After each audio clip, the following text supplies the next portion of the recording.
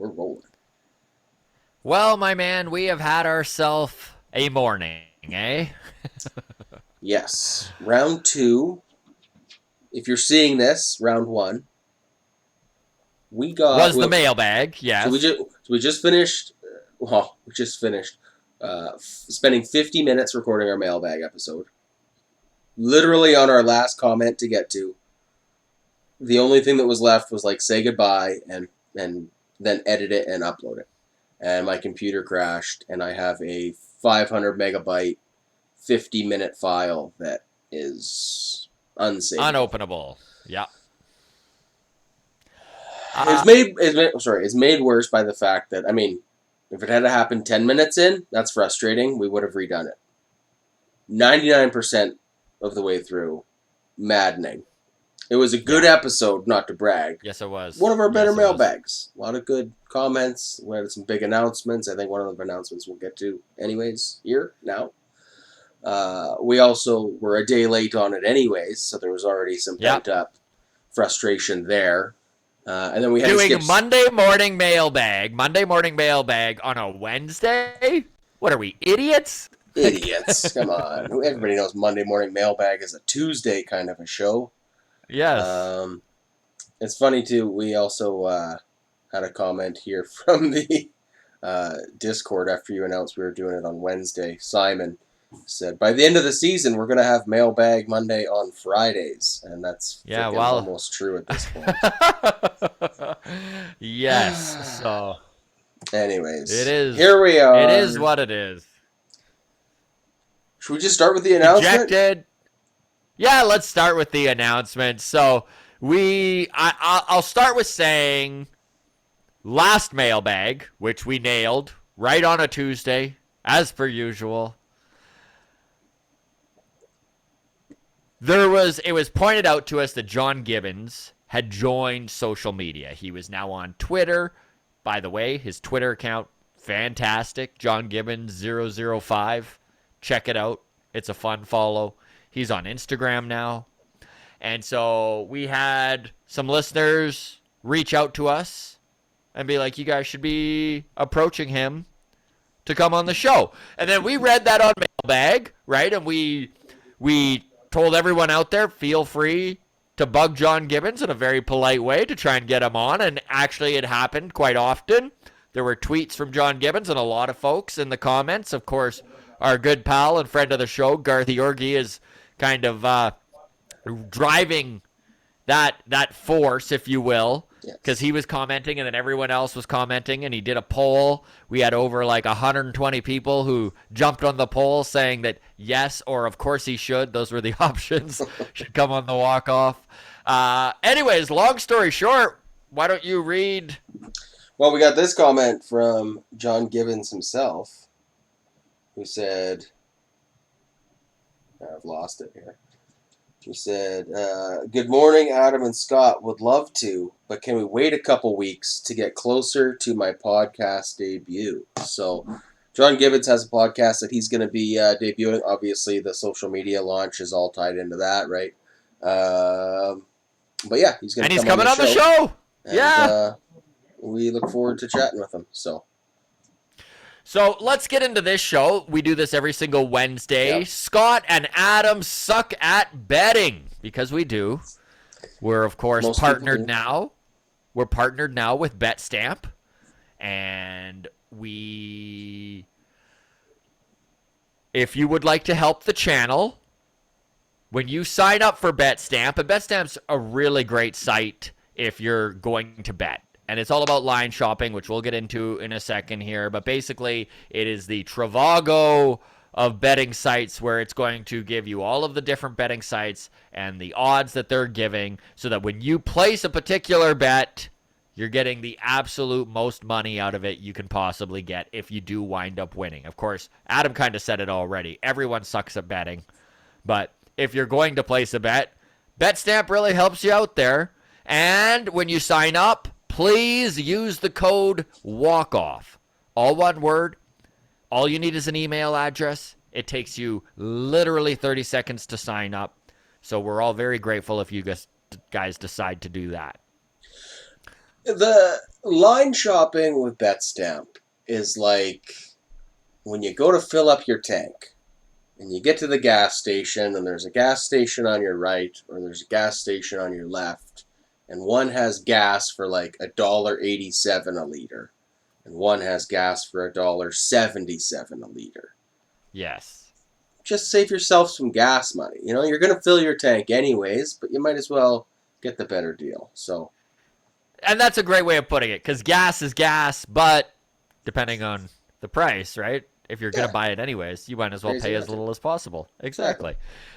So for today's episode, I thought that we would talk a little bit about the Blue Jays and placing a bet on them to beat the Cubs today. So there's a few reasons to do this. Number one, they are favored. The Cubs are bad this year. Yep.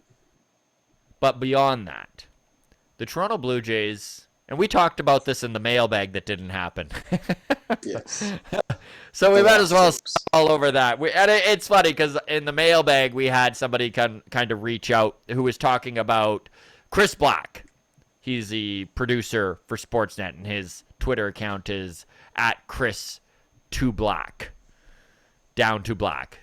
And it's a great Twitter account, by the way. Lots of awesome stats and stuff on it. But he had kind of mentioned everyone's blowing up out of proportion how streaky this Toronto Blue Jays club is. Baseball's a streaky sport, and it's not as bad as everyone thinks. And so we had a young lady reach out and was like, am I going crazy? Because I feel like this is incredibly streaky. And so what we kind of did was break down the numbers. And the numbers show the Toronto Blue Jays have been incredibly streaky. Like, just listen to some of these clumps These of little games. runs that Okay? they So, went on, sure. so from June 29 to July 10, they are 3-10. Won 3 games out of 13. Okay. From July 12 to August 2, they are 13-3. Only losing 3 games in those 16 game span. I remember the stretch fondly, Scott. Oh, what a stretch, right? And every time they go on these winning streaks, you and I, buddy, we're right on board, right? We're like, oh yeah, they found it. This Yeah, is the World real Series, team now. here we go. This is the real team. August 3 to August 16, this Toronto Blue Jays team went 3-9. They followed that up with their road stretch. We just saw them. So August 17 to 25, sweeping the Boston Red Sox and taking 3 of 4. So they were 7-1 on that road trip. And then they went 0-3 against the Angels and now have won 2 in a row against the Cubs. Listen, this is a very, very streaky team. And when they're feeling it, they're feeling it. So get on board while they're feeling it. And I think they've kind of switched that switch again. As they're Scott's saying, ride this heater, eh? Ride the heater until it's cold, and then ride that cold streak. If this Jays team has taught us anything, so yeah, I would put my money on the Jays. And if you're going to do some line shopping, can you pull that up, Adam, and kind of give us an idea? Yeah. So if you watch Jay's broadcasts, you'll see they are quite often brought to you by Bet365. So if you're going to bet on the Blue Jays, and you go to Bet365, the odds on the Jays to win is at minus 230. So basically, you got to spend $230 to win $100. But if you bet line shop through Betstamp, you'll see that the best odds on the Blue Jays to win is at Cool Bet, where you can get them for minus 222. So you'd be crazy not to. Again, cheaper gas at Cool Bet in this particular instance. Absolutely. Can I, before we get too close to the end of this episode, I just had, this is not sports betting related, but it is kind of, do you ever, like, have that friend that is just too confident in their abilities or really underestimates the difficulty of a trivial task or something idiotic? Because I found myself in this situation last night where I don't even know how this conversation got started. But next thing you know, my brother is betting his son, who's now 18, so it's not child abuse anymore, $10 that he could not eat a raw onion as if it was an apple. Wow. I think it came The up whole thing? Yeah, well, it came up in a matter of something about eating a raw apple. Do you think he just posed it to the whole room of like, do you think you could eat a raw onion as if it was an apple?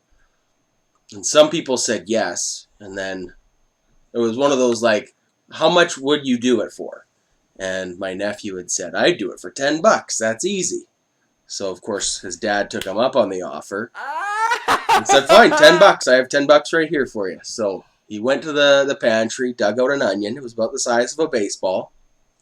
Peeled off all the dry layers on the outside, and then proceeded to take 2 or 3 bites before giving up on it, and was pretty grossed out. And so he got $0 to eat 2 big bites of a raw onion. Of a raw onion.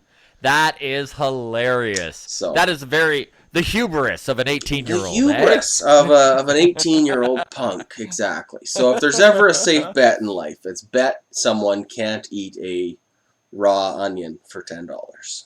Bet on the onion. Bet on the onion. Taking the under? No, taking the over onion. All right. Sorry, I don't know why that even popped into my head. What was the line shopping on that? Yeah. Oh yeah, I was going around the whole room. I'm like, who's got this for how much? No, Betstamp did not have odds on Brad versus the onion. So, but here we are, betting on stupid shit, and that's why betting's kind of fun, right? So. It really is. Again, we always like live betting as well, and that is something that you can kind of do with Betstamp. Is you can have all of your other sites that you use for betting attached to it, type of thing. So it makes it really easy to do that. We are partnered with Betstamp, and we really appreciate the partnership. Of course, you can use the term or the code WALKOFF when signing up for it. And even if you're not a big bettor and just want to do us a favor and take 30 seconds and actually help us out, if you sign up for it, it goes a long way. And Adam and I working really hard on getting this new equipment so that we don't do things like a whole mailbag and then not able to get it out. Yeah, exactly. Yeah, we should do some line shopping on next week's mailbag, whether or not it happens. Whether it happens or not, yes. Yeah, exactly. It frickin' better. Oh, it frickin' better, all right. I'm actually headed to Pittsburgh here for this Pittsburgh series this weekend. So Friday show, I'll be on the road somewhere in Pennsylvania on my way to Pittsburgh, and then, we'll go from there. Nice. Are you going to be doing it from a hotel in Pennsylvania then, or what? Or from the Sure will, buddy. Oh, no, cool. I'll be doing it from a hotel in Pennsylvania. So cool. We'll see everybody then. Thanks so much for tuning in. This is Adam and Scott, or Scott and Adam, however he decides to do the thumbnail. Suck at betting. We're partnered with Betstamp. Thanks for watching, everybody. Cheers.